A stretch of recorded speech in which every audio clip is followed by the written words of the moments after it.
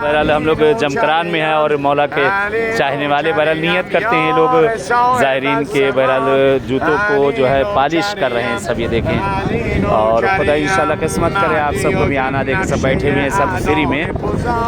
مسجد جمکران میں اس وقت بیٹھے ہوئے ہم لوگ یہاں پہنچے ہوئے ہیں، اور ہمارے ساتھ بہرحال علمدار بھائی بھی ماشاءاللہ آئے ہوئے ہیں، خدا زندگی دے، اور تمام زائروں کو بہرحال جو سب آئے ہوئے ہیں۔ المجتبیٰ اس وقت بہرحال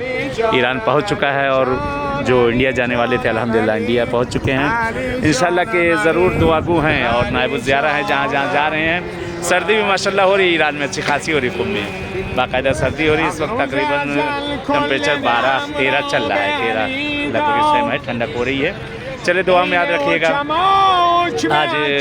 بہرحال مخصوصی ہے اور امام زمانہ کی انشاءاللہ کہ حتماً دعا گوں خدا تمام حوائج کو پوری کرے، اور جو مشکل پریشانیاں بے حق کہہ رہے بے حق کے چار تماسمین دور کرے انشاءاللہ، التماس ہے دعا۔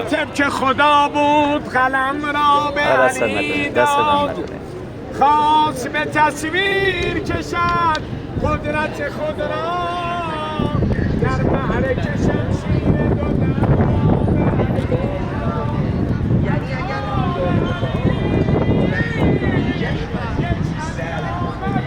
یک مقدار دقیق‌تر باشه ما صحبت کنم.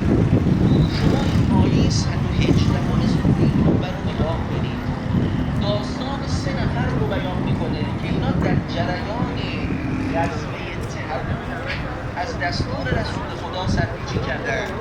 حضرت دستور حرکت صادر فرمودند برای جریان غزوه تبوک، این 3 نفر مانع بودن، تخلف کردن. حالا ببینید بہت ہوا چل رہی ہے، ہوا بہت تیز چل رہی ہے۔